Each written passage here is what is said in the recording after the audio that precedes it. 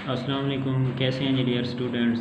उम्मीद है कि खैरियत से होंगे आप लोग। सबसे पहले आप लोगों ने मेरे चैनल को सब्सक्राइब करना है, साथ में दिए गए बेल आइकन को प्रेस करना है ताकि हर नई आने वाली वीडियो आप लोग देख सकें।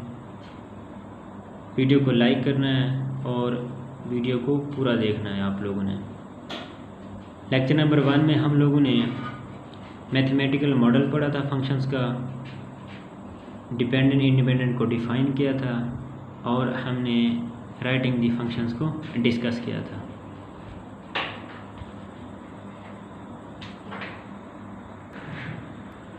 आज हम लोगों ने फंक्शन को डिस्कस करना है कि फ़ंक्शन क्या होता है। What is a function?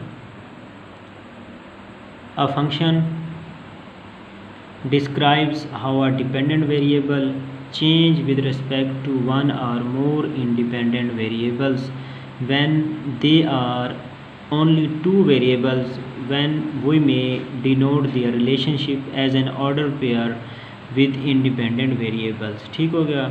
वही बात कर रहा है कि डिपेंडेंट एंड इंडिपेंडेंट वेरिएबल्स के हम ऑर्डर पेयर में कैसे लिखेंगे डिपेंडेंट एंड इंडिपेंडेंट वेरिएबल्स को।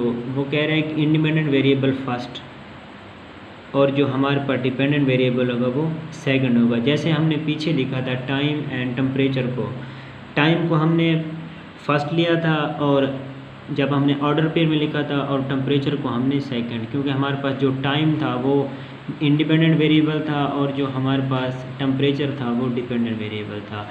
We say that dependent variable is a function of independent variable if x is the independent variable and y is a dependent variable। तो we write the function y is equal to f of x। ठीक हो गया? यानी y जो है वो x पे depend कर रहा है, यानी y is a function of x। जैसे हमने राइटिंग दी फंक्शंस में देखा था कि हमने कहा था कि y is a function of x, जो y जो है ये x पे डिपेंड कर रहा है। ठीक हो गया?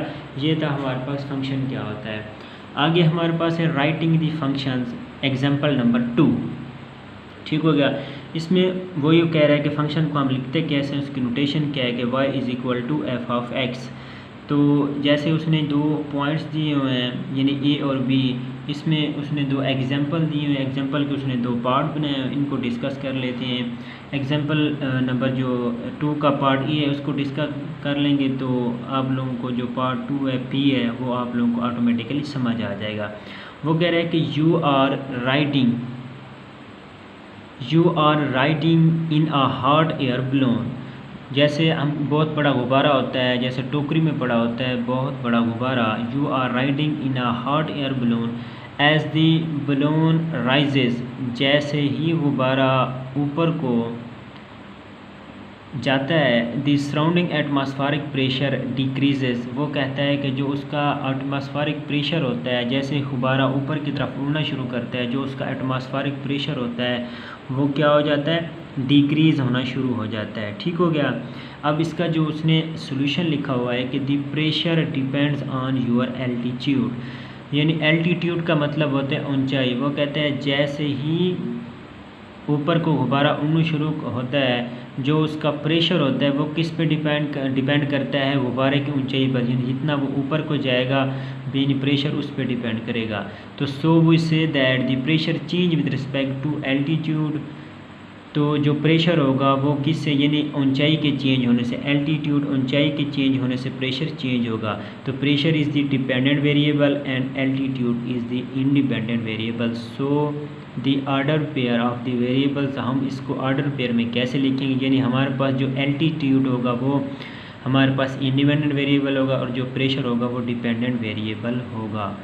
तो इसलिए हम इसको लिखेंगे कैसे, ऑर्डर पेयर में एल्टीट्यूड पहले लिखेंगे फर्स्ट और प्रेशर लास्ट में लिखेंगे। तो सो वी सेकंड, तो सो वी लेट ए। अब वो कह रहा है कि जो हमारे पास एल्टीट्यूड है उसको उसने ए कहा है, और जो हमारे पास फॉर एल्टीट्यूड एंड जो प्रेशर है P stand for pressure. Then we write function है, तो हम इसको लिखेंगे कैसे, P is equal to F of A, यानी P जो है किस पे डिपेंड कर रहा है, एल्टीट्यूड पे। प्रेशर डिपेंड कर रहा है एल्टीट्यूड, यानी P जो है वो ए पे डिपेंड कर रहा है।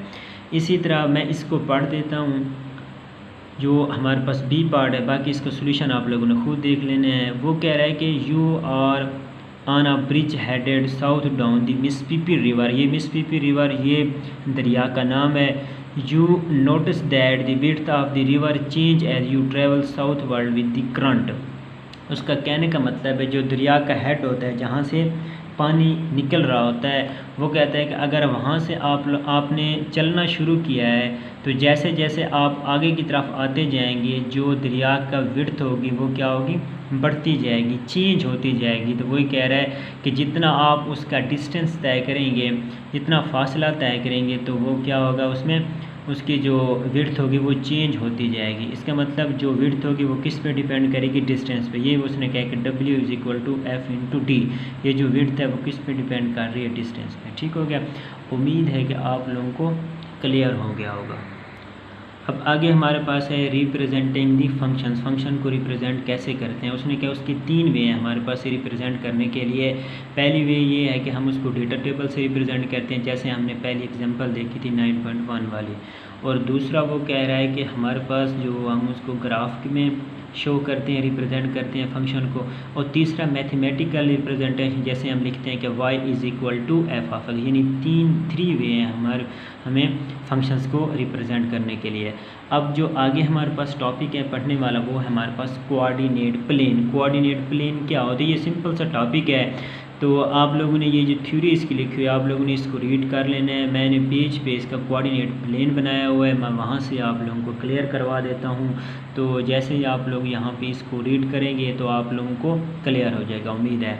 ये देखें हमारे पास मैंने पेज पे बनाया कोऑर्डिनेट प्लेन क्या होता है। ये देखें हमारे पास ये एक्स एक्सिस जो हॉरिजॉन्टल लाइन है वो एक्स एक्सिस है, और जो वर्टिकल लाइन है वो हमारे पास वाई एक्सिस है।